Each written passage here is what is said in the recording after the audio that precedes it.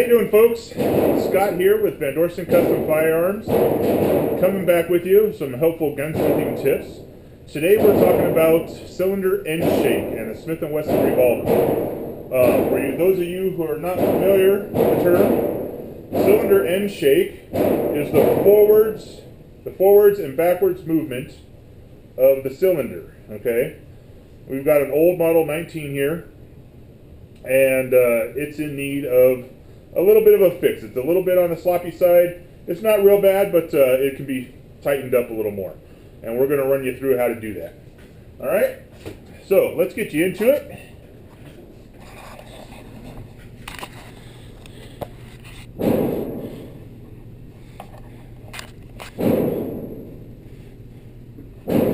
All right. So we have a model 19-3. And the end shape on it is a little bit much. I know it's not really going to come out on the video there, and you're going to have to excuse the background noise. There's some, we're at a shooting range, so there's some shooting going on downstairs. So hopefully that won't interfere too much. So we got a little too much end shake. If you want to check it, you could actually use feeler gauges to go between the gap of the cylinder and the back of the barrel, and you can come up with a measurement. And if you check the Kuhnhausen book, there is a guideline, I would say. I wouldn't say it's a hard and fast rule as to how much end shake there should be.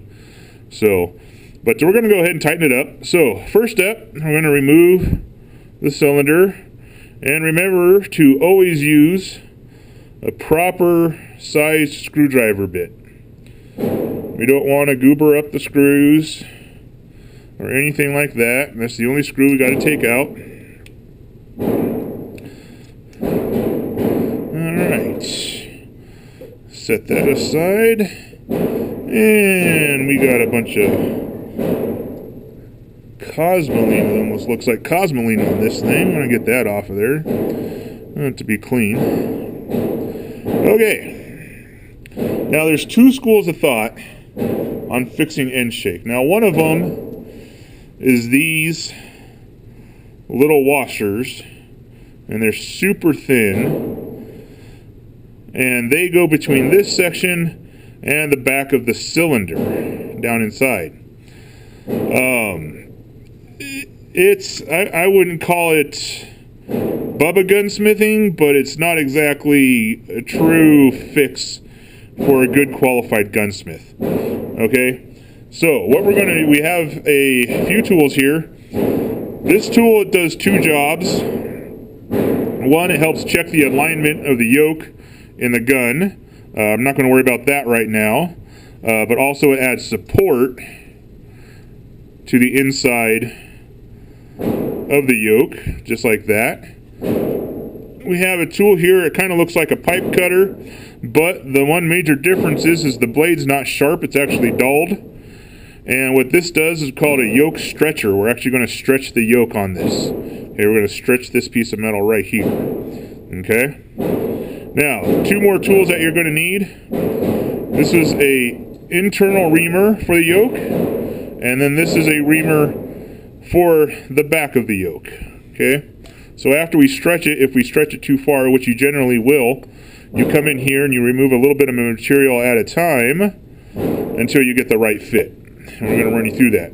This reamer, all it does is you run it down the center, helps open things up nicely, like, oh, there's some burrs in there. Oh yeah, you can feel that in there. So what this is actually going to do, this is actually going to help it smoothen up as it rotates around the cylinder, because this will be less material for the spring or anything else to catch on. Yeah, we're probably at the bottom there. Oh yeah, look at all that came out of there. Woo. That's a lot of burrs in there. So the factory doesn't take a lot of care in removing burrs to the internal parts too much.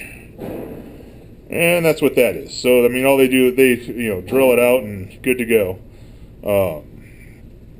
Various times during their life, there's different amounts of burrs there.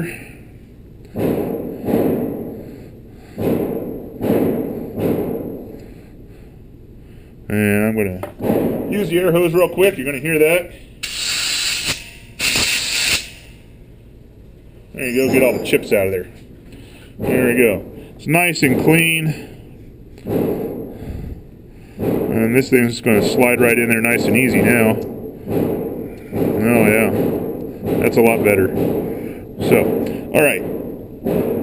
Now, stretching the yoke. You're going to insert, open this up a little bit.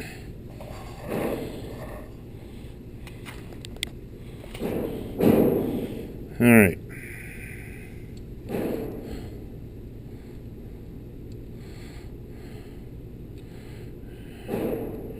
And you're going to put it on there just like that. Now, you want to keep this, and the blade is on this top portion up here. And you want to keep it as close to the end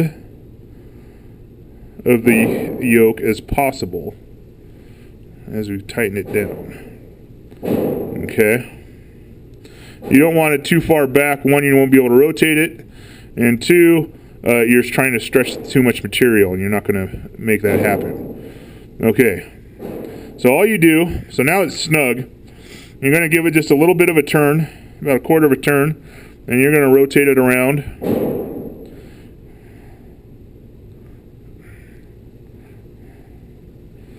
And it's going to want to move and shift on you, so you got to readjust here and there.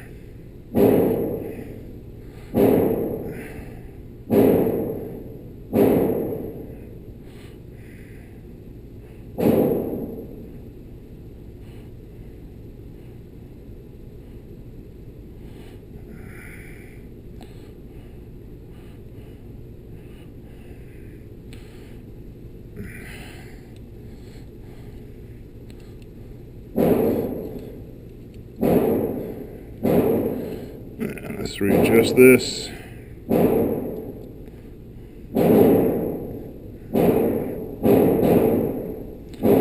Sometimes these things work better one way than they do the other. There we go. Now we got a winner. Okay. So we give it a few turns. Tighten it up. Give it a few more turns. It's going to you're going to feel it get loose. Give it another, tighten it up a little more. Give it another turn.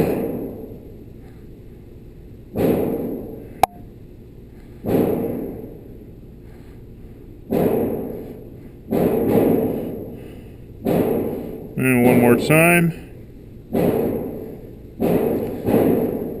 Now it's real easy. Even though that blade's dull, I mean, if you go crazy on this thing, it will cut. It will, cut right through there, and you can really jack this thing up. That's what this is for. It's going to help support the inside, so it does more of a stretching than it does a cutting. Without this tool right here, you could crush it, and you don't want to do that. All right, so we're going to give it a little check. My cylinder.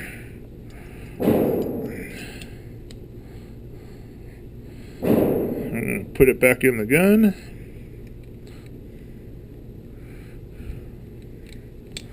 And we're going to try and close it.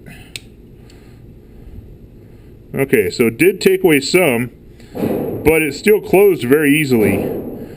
And my preference is to have it not close at all. I want it so tight that it doesn't want to close, and then I have to trim it back. That's going to give you a much better end result.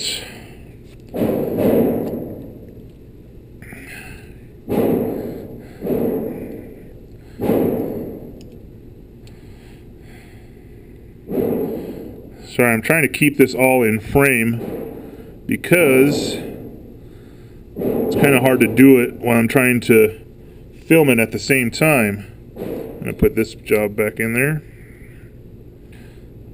Especially when things don't want to go right that they're supposed to be.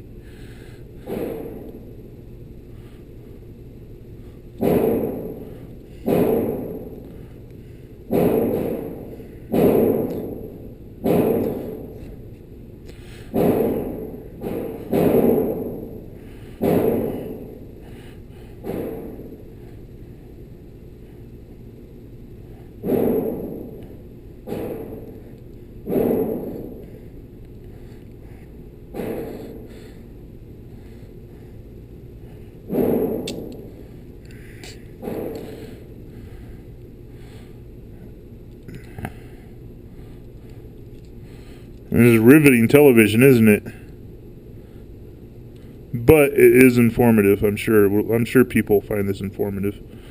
It is something that you do got to watch out for on these Smith & Wesson revolvers, especially when you're getting an older one. Now, keep in mind, just because it has this problem doesn't mean the gun's bad or anything like that. In fact, it's quite a nice gun. It does, however, give you something to negotiate on when you're looking at an older Smith & Wesson. That's something that you can check and then be like, hey, did you see how much end shake this thing's got? That's not good. It's going to have to be repaired. And it's like, well, why don't you, knock 50 to 100 bucks off of it, and that way I can get it fixed and it'll be taken care of and all that. So, all right, let's give it a check.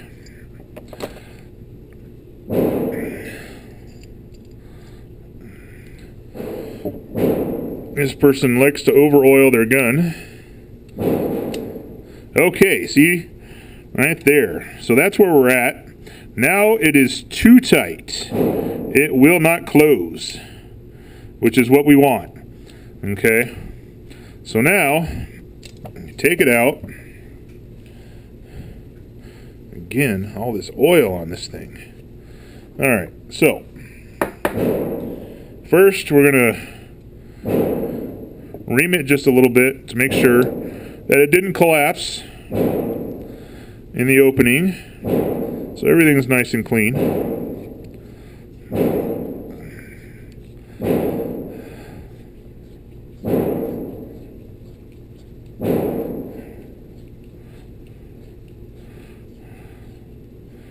Nice uniform path. Use the air hose again.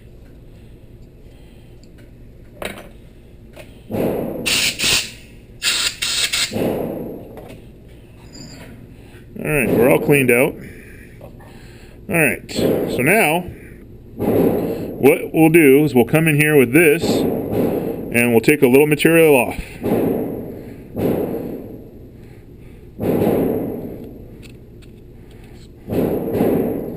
Alright, got just a little bit of a cut on there. You don't want to take too much off at one time, because you'll put it right back to where you started from. You just want to take a couple little turns and then check it.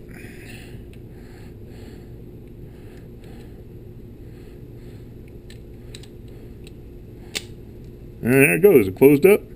And that is a tight, boy, there's no movement there at all. So you want to check, yeah, and that's too tight. Okay, see the action's actually binding up now.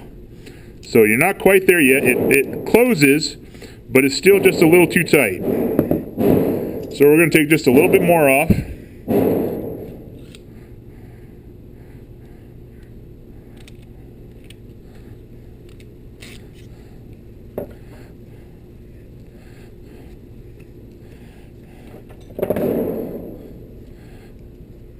Keeping things cleaned out and making sure there's no chips in the way. Put it back together again. Alright, that feels better. Oh yeah, there we go. Yeah, that's nice. And that's, boy, just a slight movement. That's a tight chamber right there. I mean, you could just barely feel it move. So there you go.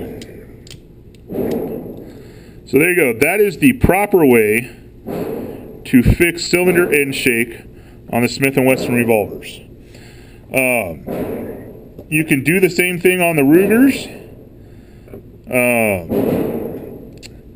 They don't have the full amount of tools available to them, but if you're good, you can improvise it. This also works for the Taurus. As far as Charter Arms is concerned, they're junk, so don't buy them. Yeah, so I hope you liked this. I'll bring it back over here. Alright, so that's all we got for today. That was adjusting the cylinder end shake on a Smith & Wesson revolver. This is a Model 19. Hope you enjoyed the video. Keep tuning in. This is Scott, your friendly neighborhood gunsmith with Dorsten Custom Firearms, coming to you at the Shootist Gun Range in Inglewood, Colorado. Look for the links below for our Facebook pages. Please like and share this video, and tune in next time.